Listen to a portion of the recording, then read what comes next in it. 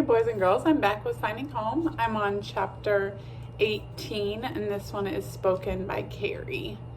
When their dad told them they were going to Bloomington High School that Friday night for a big football game, Carrie had no idea what to expect. This chapter is called Purple and Gold Memories, by the way.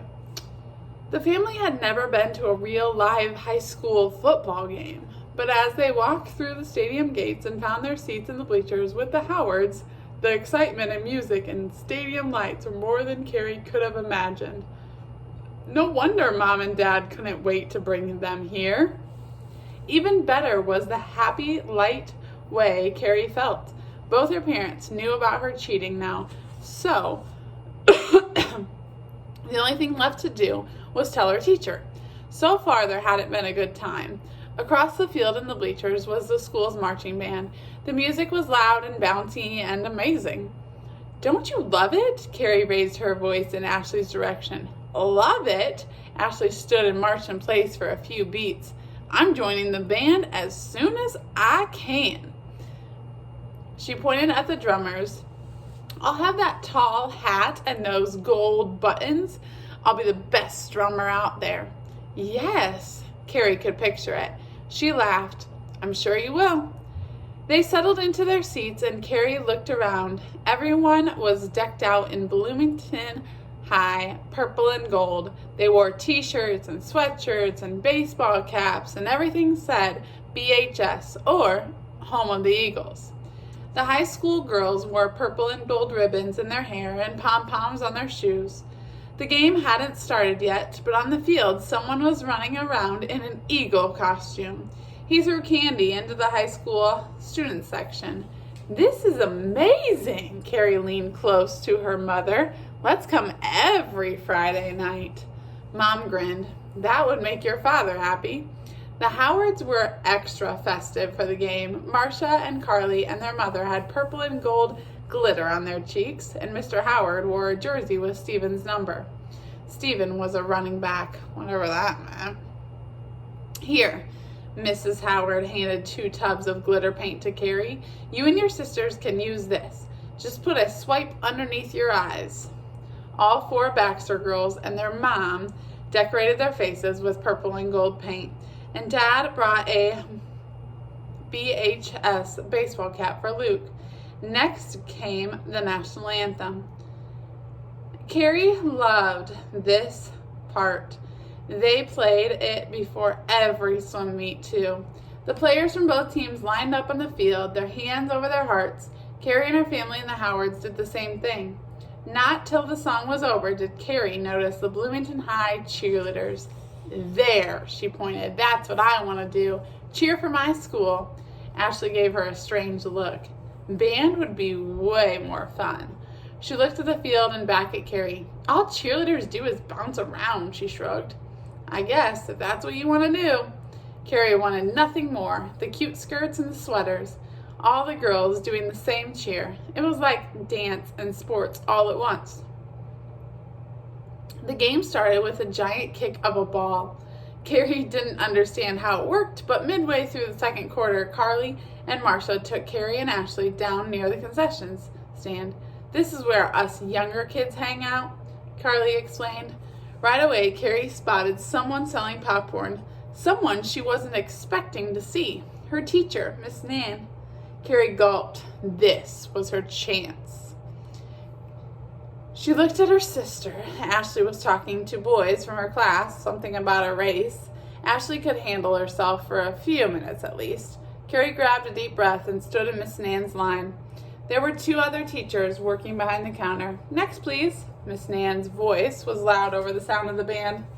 Carrie stepped up to the counter and stood on her tiptoes. "Hello, Miss Nan." "Carrie?"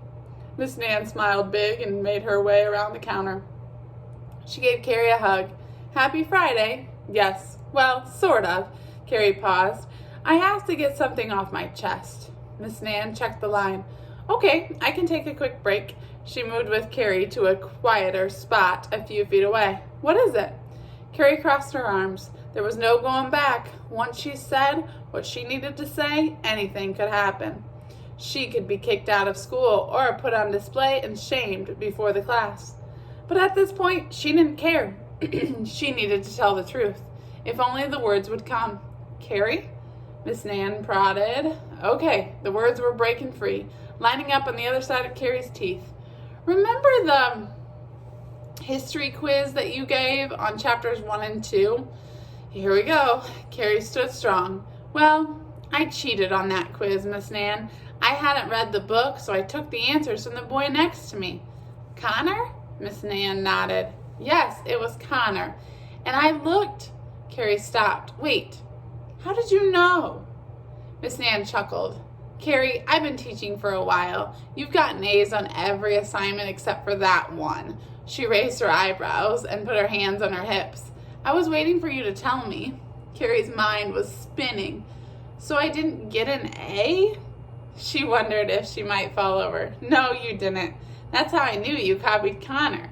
He's been struggling in history, so when your answers matched his almost exactly, and I saw the eraser marks, I knew you had copied him. And you were waiting for me to tell you? Carrie couldn't believe it. Yes, Miss Nan's voice was full of understanding. I wanted it to be your lesson, one even more important than anything you'll ever learn in history, the lesson of being honest. Carrie steadied herself. She remembered so many days with rocks on her back. All this time, I'm in shock here. Her teacher stooped down. I'm proud of you, Carrie. Telling the truth is a life skill. It's part of having good character. And on that one, tonight, you get an A+. Miss Nan gave Carrie another quick hug. And it's okay not to have all the answers in history, in life. Yes, Carrie liked that. God had given her 2 wonderful parents and a kind teacher. Adults who could help when she didn't know the answers. She smiled and peace surrounded her. Thank you, Miss Nan, she smiled. See you Monday. Miss Nan waved back. See you then. She clapped her hands. Go Eagles. Carrie walked back to Ashley and their friends, and a thought occurred to her. Miss Nan hadn't yelled. She hadn't talked about a punishment or a public confession in front of the class. None of that, because Miss Nan had grace. And that was something Carrie would remember forever. The next morning was Ashley's big gymnastics meet. Carrie couldn't stop smiling because the whole family was there, the way they were for her swim meet. And sure enough, Ashley got a silver medal for her cartwheel. Of all things, back home, everyone helped Mom decorate for fall. Wreaths of orange and yellow and strings of silky autumn leaves were placed around the kitchen and living room, and even on the front porch, where their pumpkins would sit in a few weeks.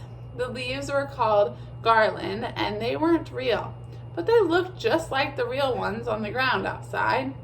Mom was making shepherd's pie and baked apples while homemade cider simmered on the stove. Carrie breathed in deep.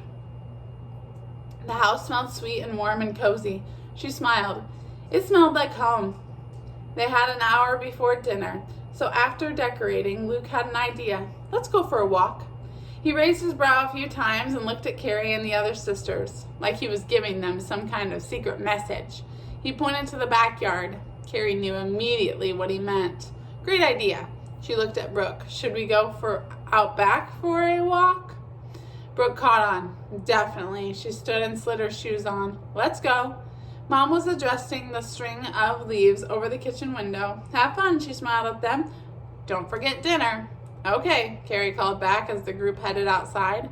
Carrie and the other Baxter children ran and jogged and marched through the tree line to the family rock, the place they were all clearly thinking about.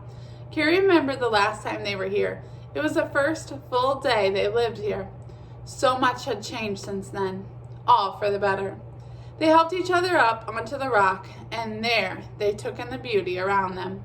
The leaves are changing. Ashley glanced up at the trees. God makes them the most beautiful right before they die. Brooke angled her head. I like that. She seemed to think for a minute. Then she looked at each of them. So, how are y'all doing? She hesitated. I, for one, feel settled. Me too. Aaron sat on the smooth surface. I like Bloomington. Luke nodded. We have the best yard. So much to explore. He held his arm up. My cast comes off in a week, so I guess I learned to be careful on trees.